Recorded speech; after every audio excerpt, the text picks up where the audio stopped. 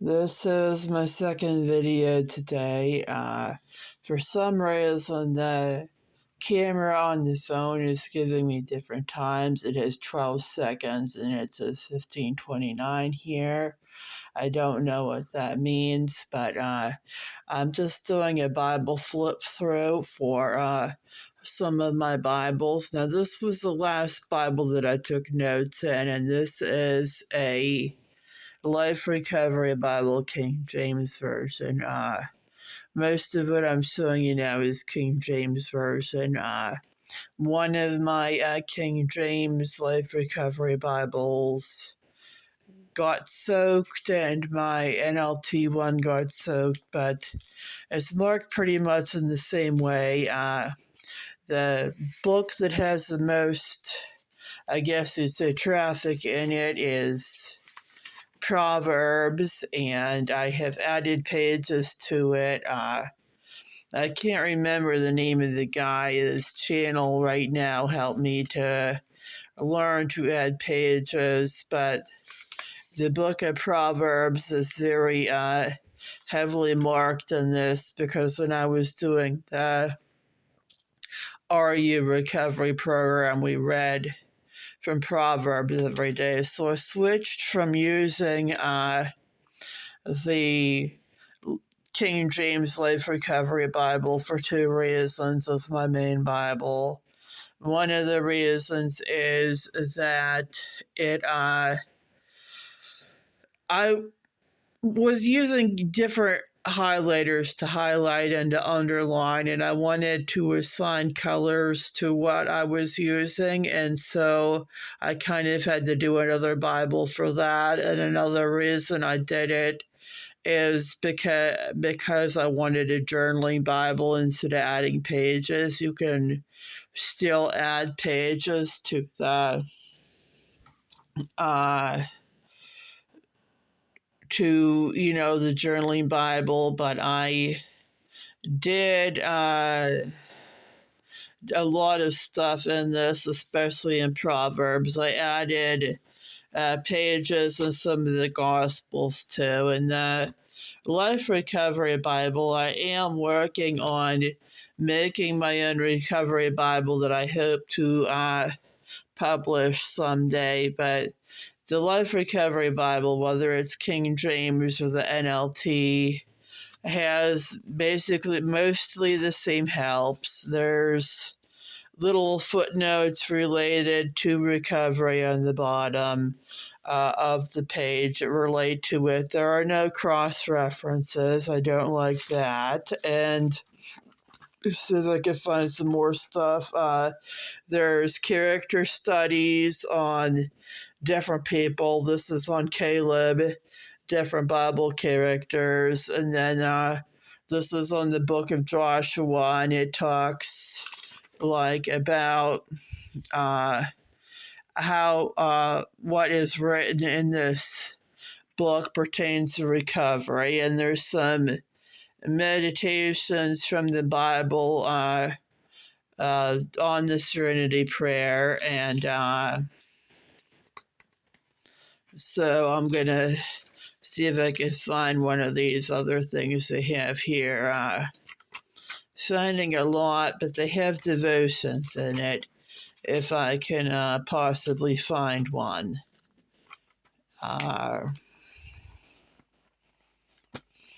Right, here's one.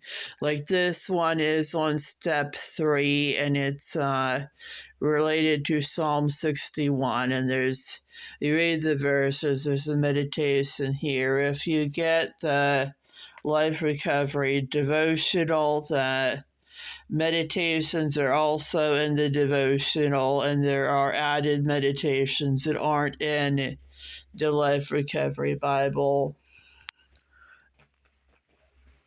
Now, if you take the NLT, this is my NLT. I make the covers for these. The one for the Life Recovery Bible, that's King James Version. I made sort of a Ukrainian Orthodox cover. I have this pattern I kind of adapted from a pattern on Ukrainian egg. I think they're called Senki or Skanky or something eggs. And then it says Bible in Ukrainian on it here. There's a Orthodox cross, and this is a Ukrainian crest, or my take on it. I'm not exactly how it came out, but my grandfather was Ukrainian, and so I made an Irish Bible cover and I made a Ukrainian Bible cover. And this one isn't any nationality, but it's the NLT Life Recovery Bible. And the reason I keep this is I use it in some meetings that I go to because it's what have used in Christian OA. And one of the things that I really like about this is there's an article here that's not in the King James Thriving in a Secular Recovery group, because a lot of times you can't always get to the faith-based meetings. They're easier to get to now, I think, than they used to be, but it's an article by Misty Arterburn that the Life Recovery Bible is, by David Arterburn, or is that his name? Steve Arterburn, and David Stoop. I hope I'm right here. Yeah, it's Stephen Arterburn. And so this, the NLT of all translations is not my favorite. My favorite is King James, and I use it mostly. But there are certain situations in one of the groups that I go to and have gone to where this is what we use, and so I use it because it's what is used at the meeting. So that is the Life Recovery Bible. The thing that I think that it's one of the better recovery Bibles. It's one of the only ones that's available in King James, and but I think one of the drawbacks is that the drawbacks, for one thing, it places a lot of, I think, blame on family of origin, and you can only do that to a certain time. You get older and grow up, you kind of have to take responsibility for your actions. You can't be like 50 years old and still blaming your family for why your life is a mess. And another thing is it doesn't have the cross references, and it doesn't have a lot of information that would be in a study Bible, where what I want to make is different than that. These are some of my devotionals, but this is it's called a Diggs Reference Bible, and it's in bad shape, and I've had this for years. A friend of mine, Sherry, gave it to me. It was brand new when she gave it to me, but it's falling apart. And like some of the Bibles I've had for a while, I didn't write in them because it was just something that I had been taught by a librarian, when I was like in first grade, that we don't write in books except if they're workbooks. So it took me a while to be able to get myself to write in the Bible. But this, the middle two columns are the actual scripture, and this is King James. Everything I'm showing you from here on is King James, and then the footnotes are all to the side, and they're very detailed. There's cross references, there's lists of attributes. Just opening it randomly here, it I am seeing the 6 civil strifes. So it's listing different things that have happened between in Joshua and Judges that were a lot of Bibles wouldn't have this. This is the helps in this are written by, I believe it's Phineas Dake, Phineas Jennings Dake, and a lot of it, like sometimes the chapter starts at the bottom of the page, and sometimes it'll even have, chapter 16, and then you turn it over, and it's so the order of it is a little bit strange, but it's one of the most detailed study Bibles I've seen, and I enjoy it a lot. And that's basically what I have to show you here as far as Bibles. As far as my devotionals, I guess I can show them a little bit. I'm going to put that down.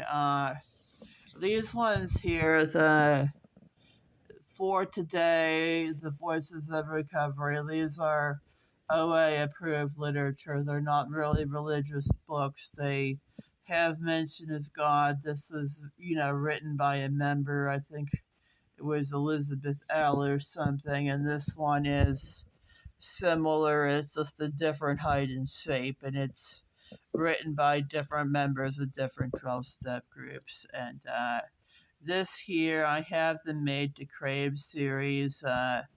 Lisa Turkhurst, I don't know if that's how you say her name. Her issues, as far as this is Stephen Arter Burns, food issues, they do not have the physical chemical dependency on food. It's more of a psychological addiction that they dealt with, but the stories are still inspiring. So these are both devotionals. This comes with the textbook. I bought them separately. This is Each New Day by Corrie ten Boom, and she's one of the people that I really admire. She's a Holocaust survivor. This is bought for me by my friend Karen Kay, and it's Joyce Meyer. I'm not sure how I feel about Joyce Meyer because I don't, well, she's not a pastor, but I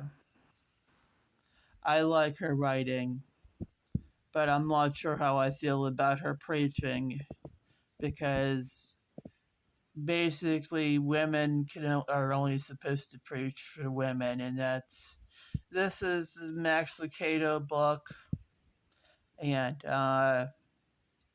he writes pretty good. This is also Max Lucado. It's the book I'm going through, James, right now. You got to Celebrate Recovery devotional.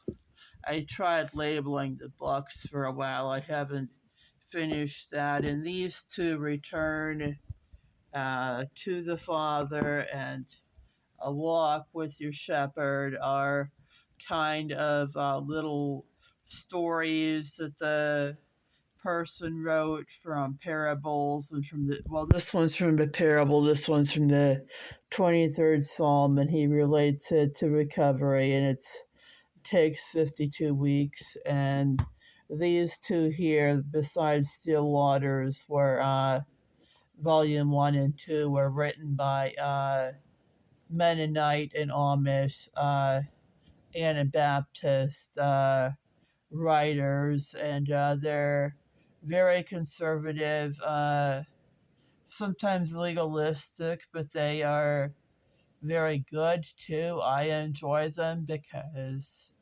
the people that write them are very knowledgeable and very disciplined. So those are the devotionals I have in Utmost for my highest. I have Spurgeons morning and evening that aren't here, and I should put them somewhere around here. But uh, so the timer is kind of getting close to the number that I don't know if this is a limit or what, but I might be cut off in a few